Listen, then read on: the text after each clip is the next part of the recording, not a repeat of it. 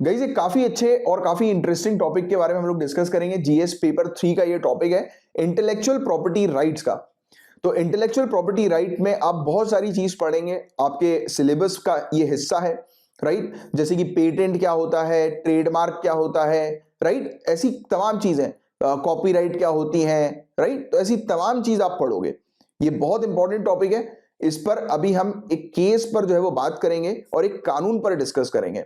But उससे पहले क्या आप मुझे बता सकते हो कि लेज कंपनी, जो चिप्स वाली जो कंपनी होती है ना लेज, उसकी पेरेंट कंपनी का नाम क्या है? या फिर मैं ये कह सकता हूं कि लेज जो ब्रांड है उसकी पेरेंट कंपनी कौन है?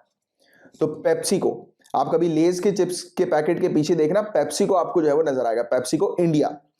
तो अभी हुआ ये है, पेप्सिको इंडिया ने एक पर्टिकुलर आलू का एक किस्म है, आलू की एक वैरायटी है FL2027, इसके आलू की वैरायटी को रद्द कर दिया है protection of plant varieties and farmers right, यानी कि PPV&FR अथॉरिटी के द्वारा।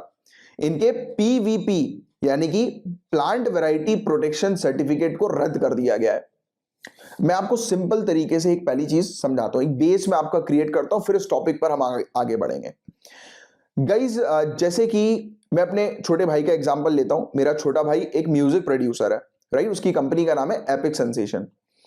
वो जो भी म्यूजिक बनाता है उसको वो क्या करता है, रजिस्टर करवा लेता है, right. Register in the sense उसका कॉपीराइट करवा लेता है, जिससे कि उसके म्यूजिक का कोई और दुरुपयोग ना करे बिना उसकी इजाजत के, राइट, या यूज ना करे बिना उसकी इजाजत के। क्योंकि उसके म्यूजिक का अगर कोई यूज करेगा तो उसको वो रॉयल्टी मिलेगी, या फिर अगर वो किसी जैसे मूवी के साथ, किसी सॉन्ग की कंपनी के साथ अगर वो टाई अप करता है तो वो उनसे जो है उनकी एग्रीमेंट होती है, उनकी डील होती है, फिर वो अपने म्यूजिक जो है उसके राइट जो है वो कंपनी को प्रोवाइड करा देता है और कंपनी उसको पैसे दे देती है, जो भी शेयर देती है वो एग्रीमेंट करती है। तो ऐसा काम चलता है। तो एक बेसिक चीज तो आपको ये समझ में आई कि एक व्यक्ति की जो इंटेलेक्चुअल प्रॉपर्टी होती है, जैसे मेरे भाई के केस में उसका म्यूजिक, राइट, तो वो क्या है, उसकी इंटेलेक्चुअल प्रॉपर्टी है। बिना उसकी इजाजत के मार्केट में कोई और उसके म्यूजिक को नहीं बेच सकता, ना यूज कर सकता है।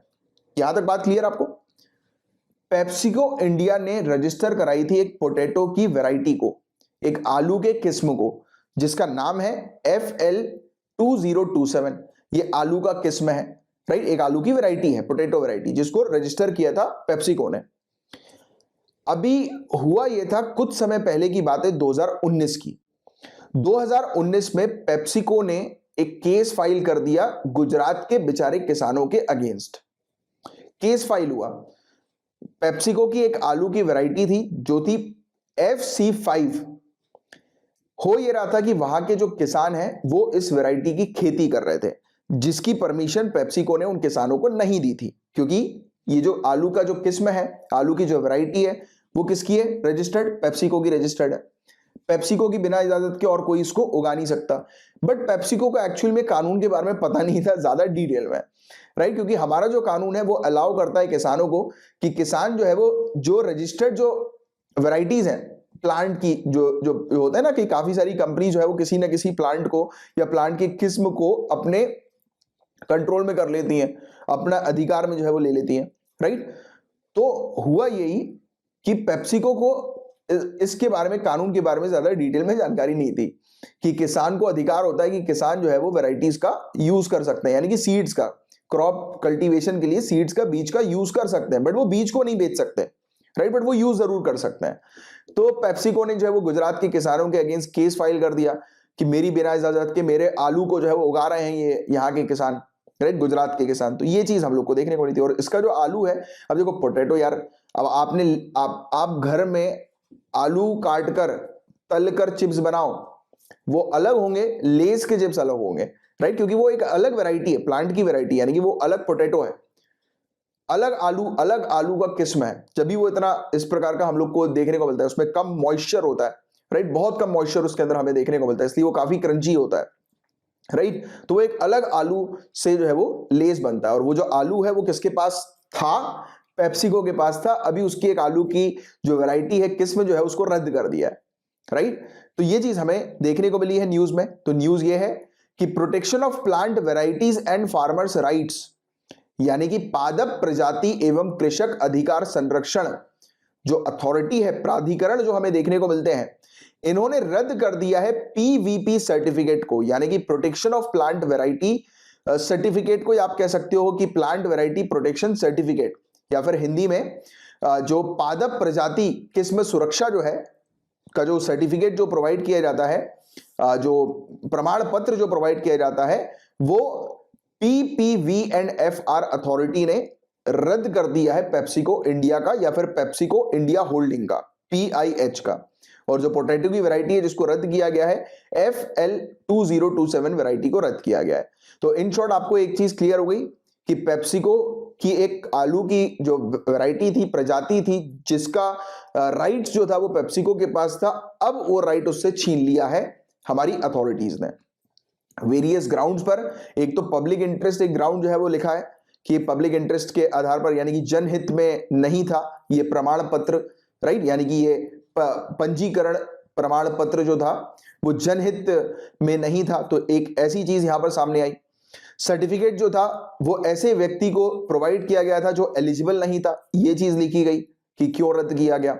एक और चीज रद्द करने के बारे में जो मेंशन करी हमारी ऑफिशियल ने, हमारी अथॉरिटी ने, कि ये सर्टिफिकेट जो था वो गलत इंफॉर्मेशन के आधार पर पेप्सिको इंडिया को मिला था, तो इसलिए ये सब सर्टिफिकेट जो है वो, मतलब ये सर्टिफिकेट रद्द कर दिया गया, मतलब कि जो पेप्सिको का जो अधिकार है एक प्रकार के आलू के किस्म के ऊपर वो हटा दिया गया।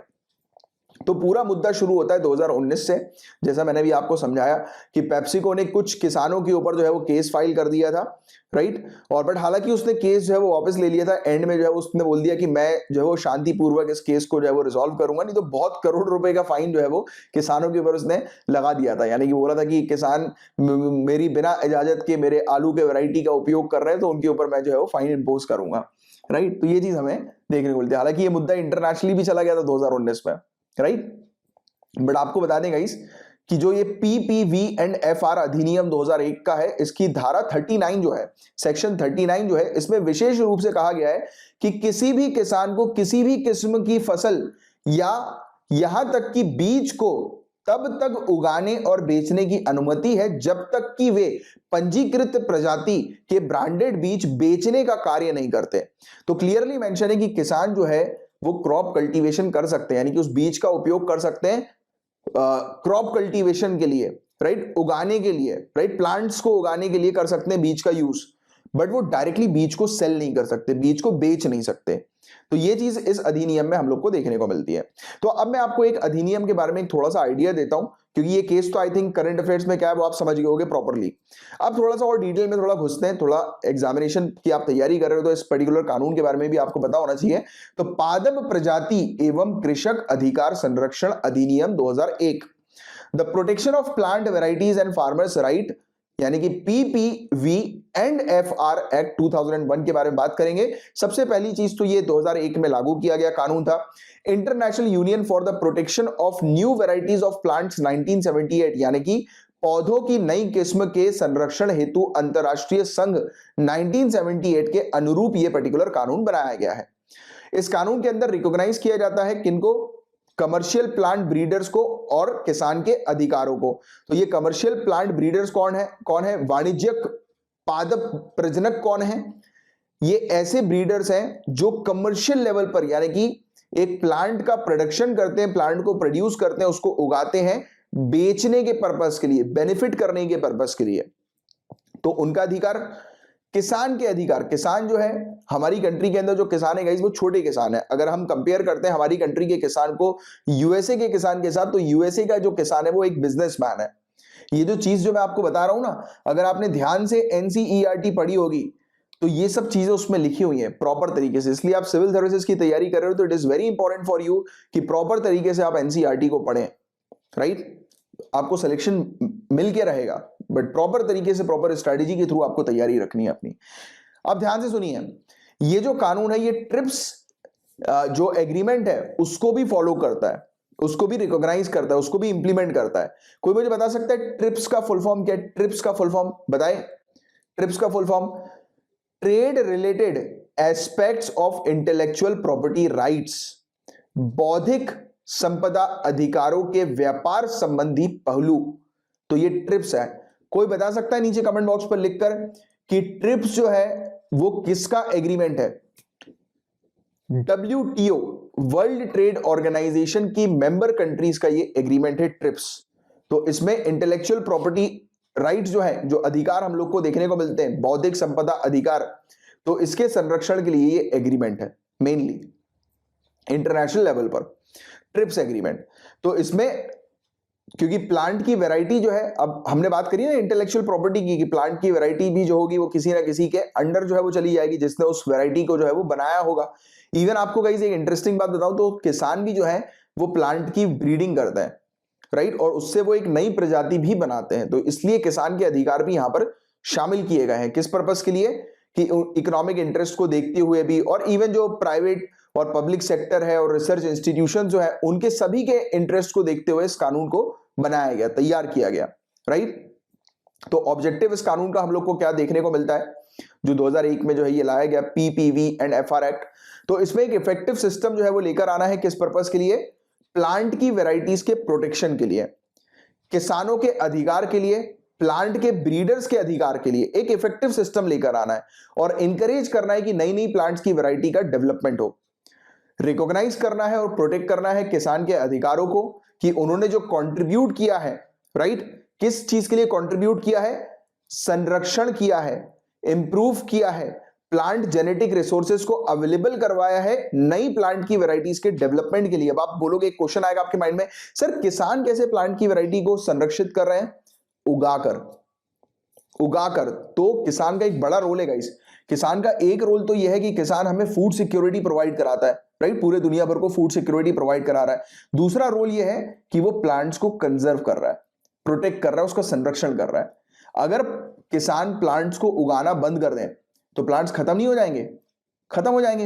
एक जैसे हम मान लेते हैं कि किसान ने एक पर्टिकुलर क्रॉप को, जैसे राइस ले लो आप, चावल, उसकी खेती बंद कर दी सभी किसानों ने। आज से 10 साल के बाद आपको कोई राइस नहीं दिखेगा, 10 साल भी दूर के बाद 5 साल में एंड, खत्म। तो ये क्या कर रहे हैं? इसको बचा के रख रहे हैं, इसको कंटिन्यू रख रहे हैं कि ये पूरी तरह से खत्म ना हो। जैसे होता है ना कि धीरे धीरे करके जो प्रजाति होती है प्लांट्स की और एनिमल्स की, ये लुप्त हो जाती हैं, राइट, जब इनको प्रोटेक्शन नहीं दी जाती। प्रोटेक्शन देने का मतलब है, जैसे आप जैसे मान के चलिए किसी प्लांट की वैरायटी को धीरे धीरे करके आप उगाना बंद कर दें, तो आप क्या कर रहे हो? उसका प्रोटेक्शन नहीं कर रहे हो, उसको कंजर्व नहीं कर रहे हो। तो किसान इन क्रॉप्स को उगाकर उसका संरक्षण भी करता है। तो कितना अच्छा पॉइंट मिला है आपको किसानों के लिए मेंस में लिखने के लिए, राइट, क्योंकि मेंस में किसानों से रिलेटेड क्वेश्चन आएगा ही आएगा, क्योंकि अभी एग्रीकल्चर बिल का टंटा हम लोग को देखने को मिला था, है ना, तो आना ही है वो, तो आप जानते हैं। तो आप ये चीज जरूर लिखिए किसानों के बारे में, कि किसान ना ही सिर्फ हमें फूड सिक्योरिटी प्रोवाइड कराते हैं, बल्कि क्रॉप को प्रोटेक्ट करने का भी काम करते हैं। कितनी अच्छी चीज हमें मिली है, राइट। चलिए आगे की बात जो है वो करते हैं, चर्चा जो है वो करते हैं। इसके अलावा हमें देखने को मिलता है कि एग्रीकल्चर डेवलपमेंट को एक्सेलरेट करने के लिए कानून जो है वो बात करता है, राइट, और इसके अलावा जो प्लांट ब्रीडर्स के जो अधिकार है उनको प्रोटेक्ट करने की बात करता है। पब्लिक और प्राइवेट सेक्टर दोनों में ही रिसर्च और डेवलपमेंट हो, R&D हो, किस चीज में? नई प्लांट की वैरायटीज को उगाने के लिए, और उसमें ज्यादा से ज्यादा इन्वेस्टमेंट आए, तो इस पर ये काम करता है, राइट। सीड इंडस्ट्री हमारी कंट्री के अंदर, बीज उद्योग हमारी कंट्री के अंदर उसका विकास हो, वो आगे बढ़े और ग्रो करे, इस चीज को इंश्योर करता है। और हाई क्वालिटी जो सीड्स हैं और प्लांटिंग मटेरियल्स हैं वो किसानों को मिलते रहे, इस चीज को सुनिश्चित करने के लिए ये कानून में प्रोविजंस हम लोग को देखने को मिलता है।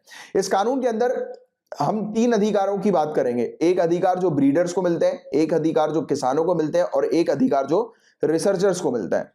तो ब्रीडर्स को प्रॉपर अधिकार है कि ब्रीडर जो है वो प्रॉपर तरीके से, एक्सक्लूसिव राइट है कि वो प्रोड्यूस कर सकते हैं, उगा सकते हैं, बेच सकते हैं, मार्केटिंग कर सकते हैं, डिस्ट्रीब्यूट कर सकते हैं, इंपोर्ट एक्सपोर्ट कर सकते हैं अपनी प्रोटेक्टेड वैरायटी के। इवन ब्रीडर जो है वो अपॉइंट कर सकते हैं एक एजेंट को या लाइसेंसी को। मतलब एक कोई ब्रीडर है, उसने किसी को अपना एजेंट बना दिया, जैसे पेप्सिको के केस में हम देखते हैं कि कंपनी जो है, राइट, उसके पास क्या है? एक रजिस्ट्रेशन है, किसका? एक पोटैटो की वैरायटी का। ये ब्रीडर है, कमर्शियली ये जो है वो काम कर रही है। इसने क्या किया? किसानों को लाइसेंस दे दिया अपने बीज को उगाकर बेचने के। किसको बेचने के? इसी को, यानी कि इसी के पास जो है, लेस कंपनी के पास जो है वो देने के। इसने उनको क्या दे दिया? लाइसेंस दे दिया, एक एग्रीमेंट कर लिया उनके साथ। तो ऐसी चीज भी होती है, राइट। तो ये सब चीजें हमें देखने को मिलती हैं। और यदि इनके अधिकार का हनन होता है, यानी कि ब्रीडर्स के अधिकार का अगर हनन होता है, तो वो इसके लिए कानून की शरण जो है वो ले सकते हैं। प्रजनन प्रजाति प्रजनक यानी कि ब्रीडर्स अपना एजेंट और लाइसेंसधारी भी नियुक्त कर सकते हैं, जैसा मैंने अभी आपको समझाया। अब रिसर्चर्स के क्या अधिकार है? तो रिसर्च के लिए तो सब कुछ अलाउड है, राइट। अगर रिसर्च करनी है या किसी भी प्रकार से आप कह सकते हैं कि एक्सपेरिमेंट करना है किसी ऐसे प्लांट की वैरायटी का जो प्रोटेक्टेड है, जो सर्टिफाइड है, तो कर सकते हैं। साइंटिस्ट रिसर्चर कर सकते हैं एक्सपेरिमेंट के लिए, रिसर्च के लिए जो प्रोटेक्टेड वैरायटीज है उसका उपयोग। बट प्रोटेक्टेड वैरायटी से वो एक नई वैरायटी जब बनाते हैं और फिर उस पर वो रिसर्च करते हैं, तो उस दौरान उन्हें ब्रीडर से जो है वो परमिशन लेनी पड़ेगी। Getting it? तो ये चीज हमें देखने को मिलती है। फिर किसान के अधिकारों की बात करें तो देखिए, किसान अगर एक नई वैरायटी को इवॉल्व कर लेता है, यानी कि वो क्रॉप कल्टीवेशन करता है बट वो एक नई प्रजाति को बना लेता है, तो उसके पास पूरा अधिकार है ब्रीडर बनने का। मतलब कि वो उस पर्टिकुलर प्लांट की वैरायटी को रजिस्टर करवा के खुद ब्रीडर जो है वो बन सकता है, राइट। तो ये चीज हमें किसान की देखने को मिलती है। और पीपीवी एंड एफआर अधिनियम 2001 के तहत किसान संरक्षित किस्म के बीज सहित अपनी कृषक उपज को उसी तरह से सहेज सकता है, उपयोग कर सकता है, बो सकता है, फिर से बो सकता है, आदान प्रदान कर सकता है या बेच सकता है, जिस तरह से वह इस कानून के लागू होने से पहले हकदार था। तो किसान जो है वो हर प्रकार से, यानी कि जो भी रजिस्टर्ड बीज हो या ना हो, वो उनको उगा सकते हैं। बट ध्यान रहे कि जो ब्रांडेड जो बीड्स जो सीड्स होते हैं, ब्रांडेड सीड्स और जो रजिस्टर्ड है, उन सीड्स को डायरेक्टली, उन बीजों को डायरेक्टली किसान जो है वो बेच नहीं सकते, ना इनडायरेक्टली बेच सकते हैं। यानी कुल मिलाकर किसान बीजों को नहीं बेच सकते, बट वो क्रॉप कल्टीवेशन कर सकते हैं, जो कि किसानों के अधिकार के अंदर आता है, जो अलाउड है, राइट। तो ये चीज हमें देखने को मिलती है। इवन जैसे कि फॉर एग्जांपल, अगर किसान किसी रजिस्टर्ड वैरायटी को अपने खेत में उगाते हैं और उससे अगर किसानों को रिजल्ट नहीं मिलता, तो भी आप ये चीज याद रखिए कि किसान को कंपनसेशन मिलेगा, यानी कि किसान को जो है वो उसकी क्षतिपूर्ति जो है वो मिलेगी। और अधिनियम के तहत कई बार ऐसा होता है कि, जैसे कि एग्जांपल लेते हैं, अभी गुजरात का जो केस देखा हमने कि पेप्सिको ने गुजरात के जो किसान हैं उनके अगेंस्ट केस फाइल कर दिया। केस लगेगा, वकील करना पड़ेगा, पैसे देने पड़ेंगे, राइट। कल को कुछ और होता है, आना जाना, पैसे वैसे बर्बाद होते हैं ना। पैसे तो लगते हैं, कोर्ट कचहरी में पैसे तो लगते हैं, आम बात है, आप सभी लोग समझदार हैं, आपको इसके बारे में पता है। यहां पर मेंशन्ड है कि इस कानून के तहत अगर किसान के ऊपर किसी प्रकार का केस लगता है या किसी प्रकार से लीगल एक्शंस उसके ऊपर होते हैं, या कभी भी हम देखते हैं कि प्राधिकरण यानी कि अथॉरिटी या रजिस्ट्रार या फिर ट्राइब्यूनल या फिर उच्च न्यायालय, हाई कोर्ट के समक्ष किसी भी प्रकार की कार्रवाई जब होती है, तो किसान को किसी भी शुल्क का भुगतान नहीं करना होता है। तो ये इस प्रकार से भी किसान को अधिकार जो है वो प्राप्त है। तो ये था गाइस पूरा ओवरऑल टॉपिक। हमने बहुत अच्छे से इस टॉपिक को डिटेल में इसके हर एक एरियाज को कवर किया। मैं उम्मीद करता हूं बहुत अच्छे से ये टॉपिक आपको समझ में आ गया होगा।